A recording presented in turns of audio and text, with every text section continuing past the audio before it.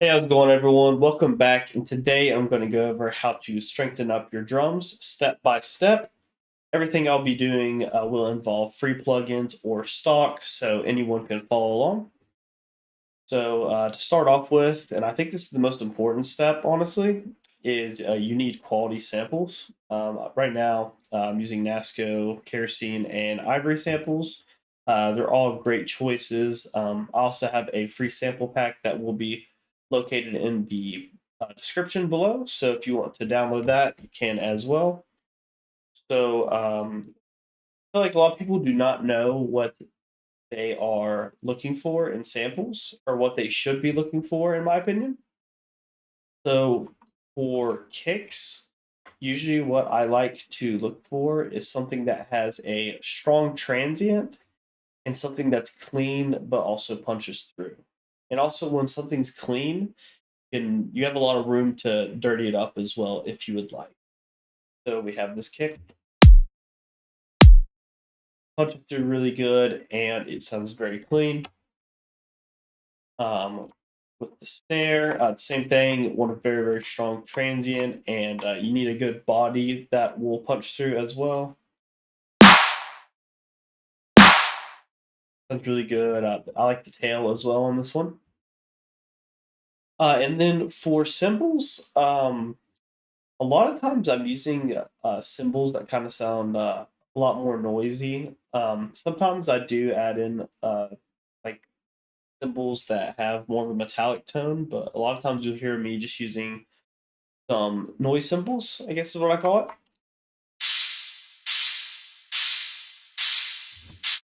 That to me is what I'd call like noise cymbals. So um, I usually sidechain my cymbals, so it doesn't really matter too much if the start has a strong transient.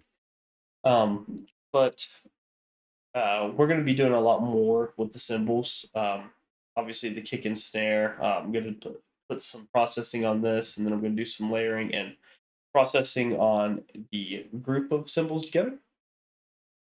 So I think the second step that's very important is just having your sidechain set up correctly. So I'm just going to go over that very quickly.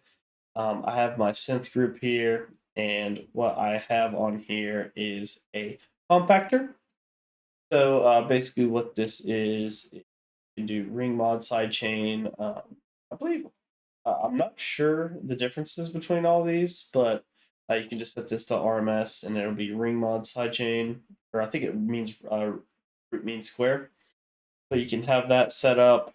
You just set it to 80% and then set the sidechain to the kick and snare together. That's why I have it grouped up here. And if you want to route that in Bitwig, you'll just go to this button right here, and then it'll have select sidechain input. So I have the post of the kick and snare, and then what I have after it is actually a shaper box. You can actually you can either just do this with a utility, or you can do it with a shaper box. I have this. I have a like a little like short noise sample routed into it. So every time the noise sample triggers, it will duck just a little bit. A lot of times you can set this to around like 30, but if it still isn't cutting through good, you can increase this by like 5%, or if the side chain is too strong, you can just decrease it more as well. But I think 30 is a good spot to be. So we have that, and it's set on quarter notes, and then I had just have the curve like this, and then same thing. You just go here and you press this button and select your sidechain input. I believe you have to press audio and this button as well. So it's like a similar looking sidechain button to fit with one. So then after that, you'll be set up, and I probably have some people asking why I have two set up together. Thing about using compactor is when it sidechains, it does also introduce like a little bit of like this crunchy noise. So that's why I put the shaper box after, and it will clean up that noise and it will punch through very nicely. And so there's that. That's our second step. A third step. we're just going to go straight into the effects for the kick and snare. So, an effect I like to use a lot is a free one by Nasco. You have to use plug data for this, but it's super cool. It's in curve comp. I'm not completely sure how it works, but it is a compressor. So I'll just like show you an example. This is with it not doing anything. And we're just gonna increase pretty drastically and see what happens. And here it kind of just makes the tail a lot stronger. So, um, but I wouldn't do it that strong because it kind of introduces like type of noise like this area. So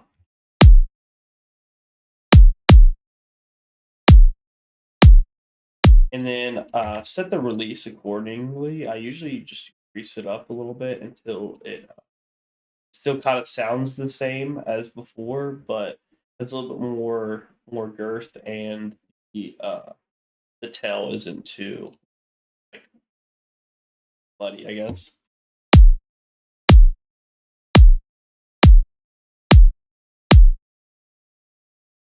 I think that sounds really good. Here, what I like to do is actually just add a transient shaper.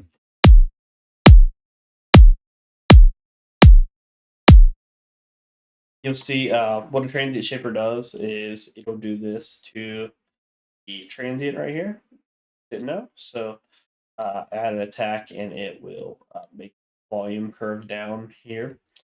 So it'll just add some more punch to the start. And what I like about the transit shaper is you can also take off some of the tail as well, or you could do this manually with the fades. Because I would say what Deadmau5 said about kicks is very accurate. Kick makes kick and bass makes bass. So I do think you want to just have a part like right here. Like I would try to remove all the bass you can. But here's just the way you can do it with just the transient shaper.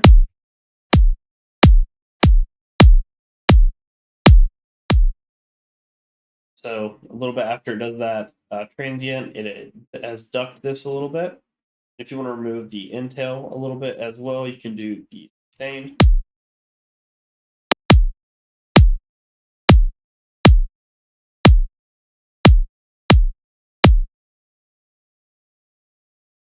Fade that a little bit.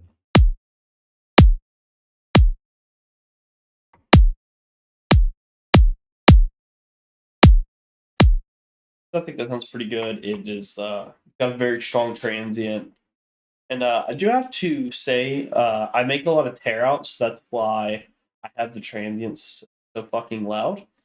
Um, so obviously, in different contexts, depending on the genre you're making, you might want to do something different, and you definitely want to test it against the obviously the bases you're using.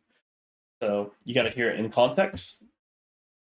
And from there, that sounds good to me. I mean, literally, most of the time I just use these two plugins. I won't touch anything else. I don't even really do EQing anymore because I already have quality samples. That's kind of where step number one comes in. It removes a lot of the work. So we have this now.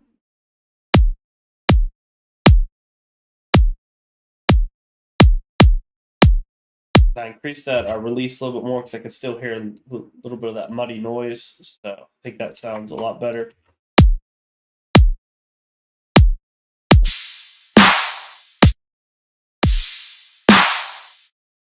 Sounds good.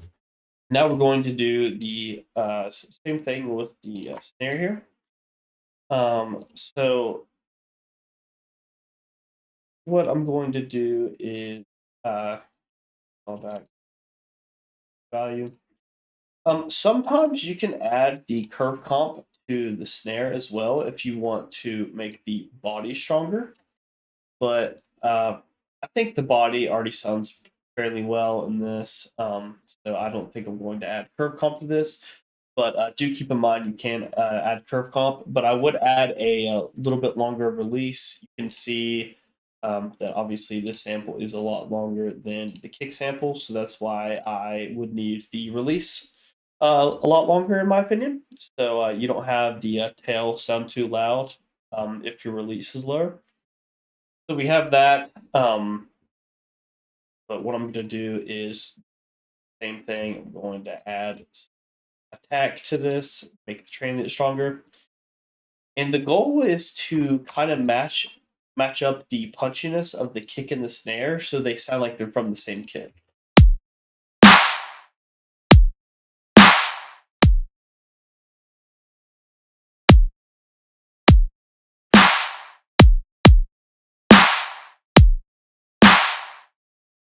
And I think that sounds great already.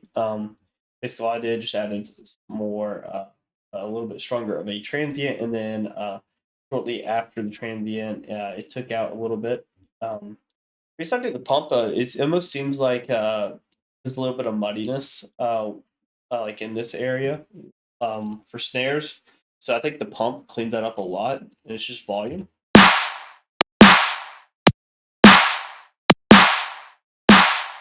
And it's actually making the transient stronger as well because you're bringing this down.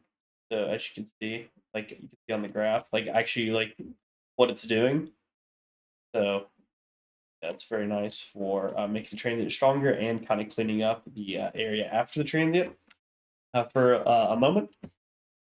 So that right there sounds great to me. So let's hear context with the cymbals real quick.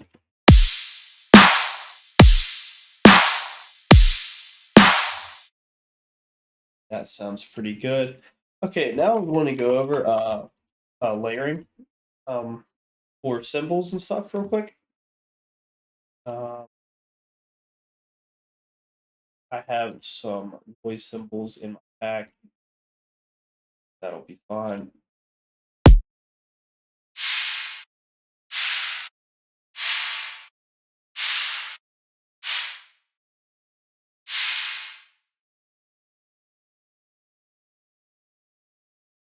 All right, we're going to add that as well. Hear what that sounds like now.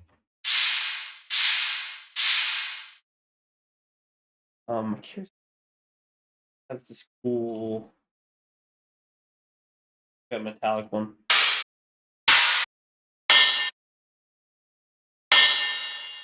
Yeah, I really like this one a lot. It can be good to have like a actual tone to your cymbals because you can make them pop out a lot. Um, Compared to like noise cymbals, I mean it's literally just noise. There's not like a frequency, like a peak in the frequency spectrum that's like popping out. So let's hear this in context.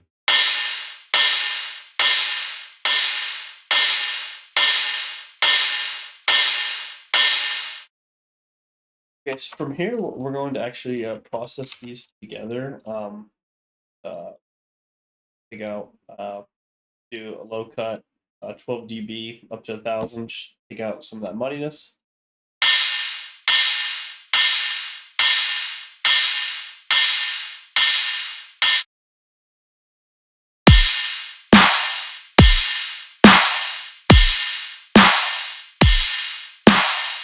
And honestly, this already sounds great to me. Let's hear it in context with this simple bass loop I made.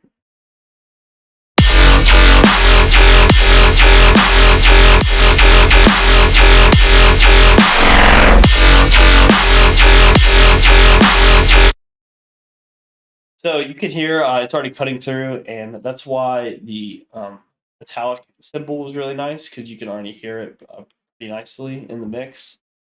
But one thing you can do, and it might not sound good in this context, but we're just going to try it out anyways. And you can do this for whatever you like. But yeah, I'll put a kilohertz distortion. This is completely free on saturate, and then I will mix in the distorted version with the regular version. I'm going to set this to 0 dB because it already will be brought up a lot with the saturate mode.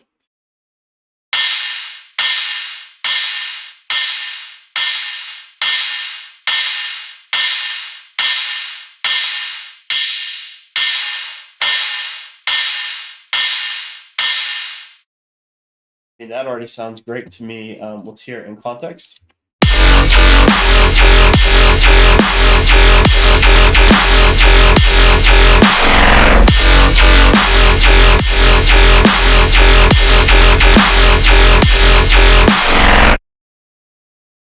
Okay, so this sounds great, but there's one thing a lot of people do not know.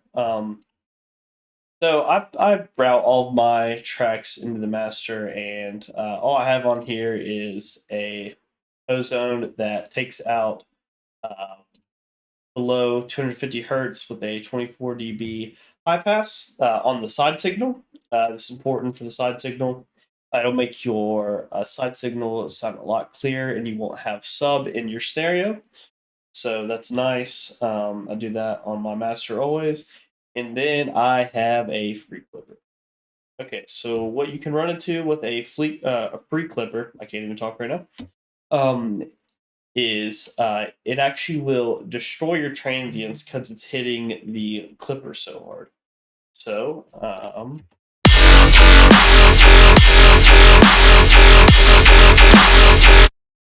but in this context, the transients already sound pretty good. But I am going to go over just a simple technique that Mr. Bill did in one of his videos. So basically, you just take the original version of the track. I have this split up into 3 versions.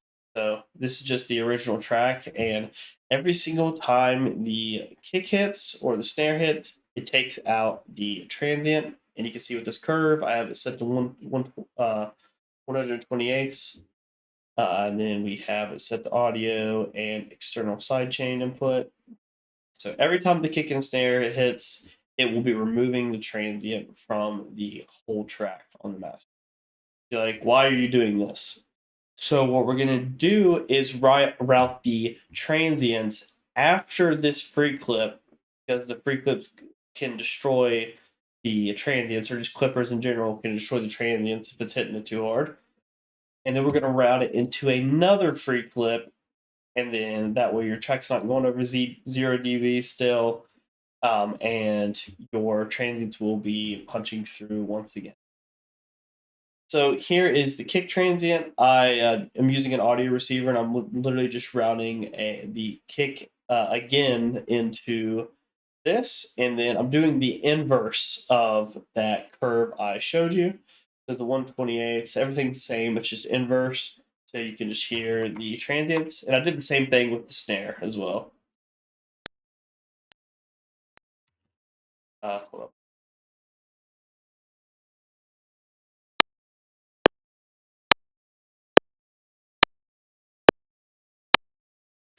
So you can hear the transients are now being added after that free clip, along with the original version having the transients taken out. So now you will have your transients punching through very, very strongly. So here's it in context.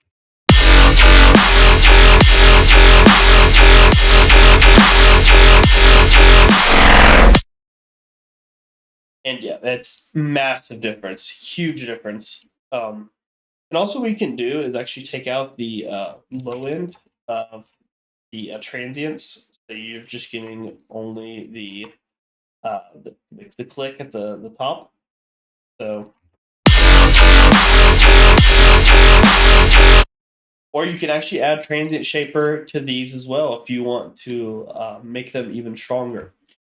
But for this one, I think this sounds great already. I think like a lot of people don't realize is how to make your drums a lot stronger, like in tear out and stuff nowadays. Like no matter what you do, as long as you're routing all this into a free clip and not routing the transients after that free clip, there's nothing you can do. You have to do this nowadays for tear out because of how hard you're hitting the clipper. So this is just a great way to make your drums hit your soul. I think that covers everything. I mean, just going to quickly go over the steps again, real quick. Use great samples. That's super imperative. Pick up my sample pack. I have a bunch of samples in there you can use as well. Completely free. It's in the description below. And then you want to have your sidechain set up correctly. Have the kilohertz compactor and the shaper box. And then for the third step, we just went over the processing. I was using this plugin called Incurve Comp, completely free. Kilohertz transient shaper, completely free. Did the same thing with the kick and the snare. Just with the snare, I only used the transient shaper. Then we just went over some simple layering with the cymbals. Obviously, you can change all these cymbals to taste. You can do whatever you want. And you can use these same techniques on your just regular hats as well. But you'll hear in a lot of my tracks, I just use cymbals.